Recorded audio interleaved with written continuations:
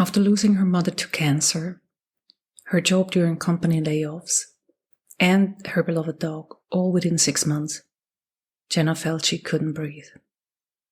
Each loss chipped away at her ability to process the one before. She found herself feeling disconnected, numb, and exhausted, too overwhelmed to even cry.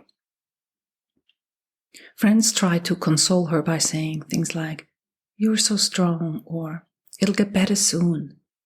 But inside, she was drowning in layers upon layers of grief.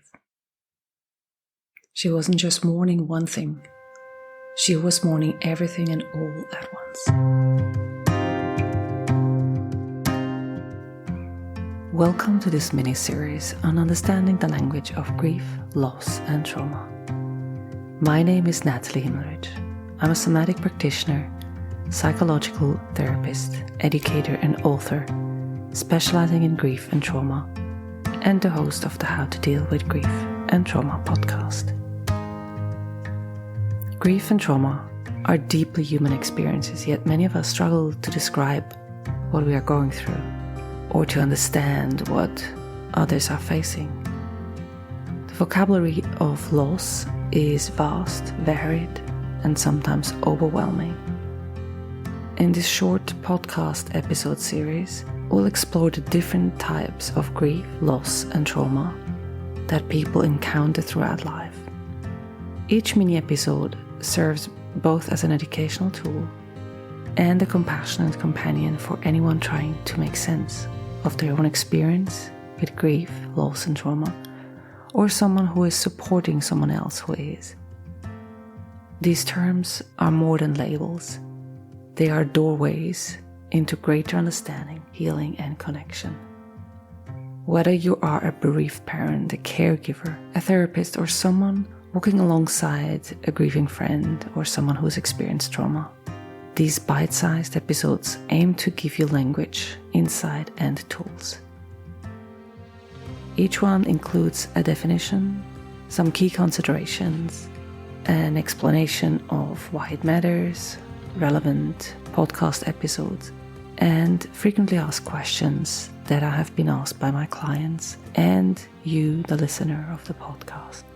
And my answers are all grounded in both professional and lived experience. So let's begin.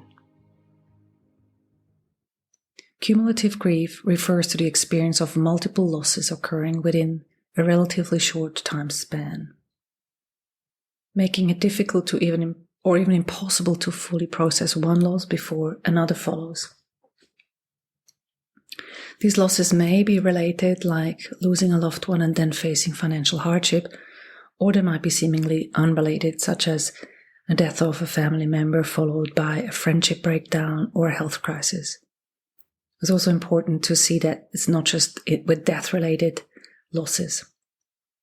So during the COVID-19 pandemic, many people will have experienced multiple losses, not just death-related losses, as I just said, and will have experienced cumulative grief. When grief accumulates, it can overwhelm emotionally, mentally, and physically. People often report like an emotional numbness or like chronic fatigue and a sense of being just emotionally frozen. So instead of feeling each loss individually, they might experience a fog of sadness that is hard to name or untangle.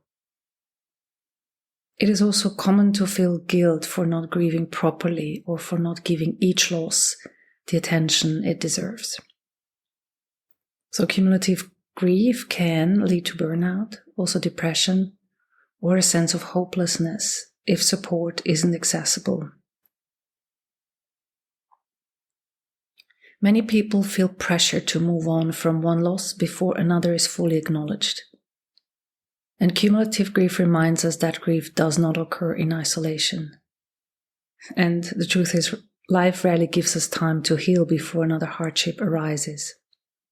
By naming cumulative grief, we empower people to recognize their emotional limits and to seek holistic support.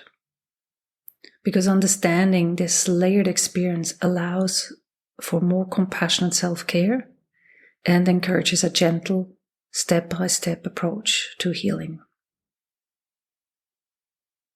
So Emma, my guest in episode 71, she has experienced multiple losses in a short succession, and also Megan in episode 41, as well as in my own story of losing my daughter and my mother in the time span of 4.5 months, which I share more about in episode 44, are examples of cumulative losses.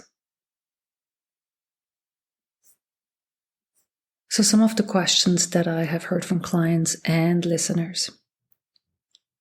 Why do I feel so numb? So numbness in general is like a natural defense mechanism when the nervous system is flooded. It's like the body's way of processing or of protecting you from emotional overload. It's like a dam of the water saying, okay, no more. We need to keep it at bay for a while. And then next question is, how do I start healing? Do I process first loss first? How do I start healing? So start small. Choose one loss or one feeling to gently explore with support.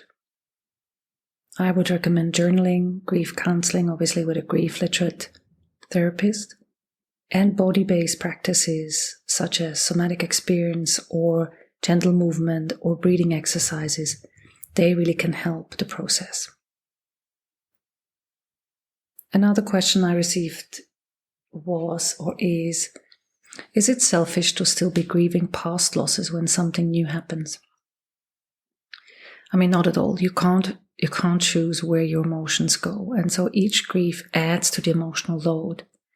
And honoring each one is not selfish, it's necessary. A colleague, not specifically specializing in grief, once asked me, how do I support someone experience cumulative grief? With patients, I definitely recommend avoid minimizing the pain by ranking which loss is worse. If the person experiencing the losses does that, that's a different kind of story. But as the person supporting them, we are definitely not ranking the losses. It doesn't make it better. Instead, validating what they're going through is a lot and let them know that they're not alone. Another question is, why does each loss feel harder than the last one? So when grief piles up without time or space to heal between losses, it can overwhelm your emotional resources. As I said before, your nervous system sort of gets on overload, and each new loss may reopen old wounds, making the pain feel deeper or even unmanageable. And the last question is it possible to grieve multiple losses at once? Yes, and it is common. As I said, life doesn't choose when or to give you losses or hardship in nicely spaced out time frames. You might find yourself grieving one person while also mourning other related losses, like your sense of safety or community or identity. It can be confusing or chaotic, but recognizing each loss individually can help you begin to process them more effectively. Next, we're going to look at secondary loss grief. Stay tuned. I hope this episode has helped you feel more grounded in the language of loss, grief, or trauma, and maybe even offered you some clarity, validation, or insight into your own experience or the experience of someone you care about. Grief and trauma are deeply personal, yet universal. When we can name what we're feeling, we take one powerful step closer to healing and the integration of our experience back into our life. If this series resonates with you, I invite you to keep exploring. You'll find more resources, courses, and ways to work with me at nathaliehimmelrich.com. And of course, you're always welcome to revisit any of the episodes whenever you need a gentle reminder that you're not alone. Until next time, take good care of your heart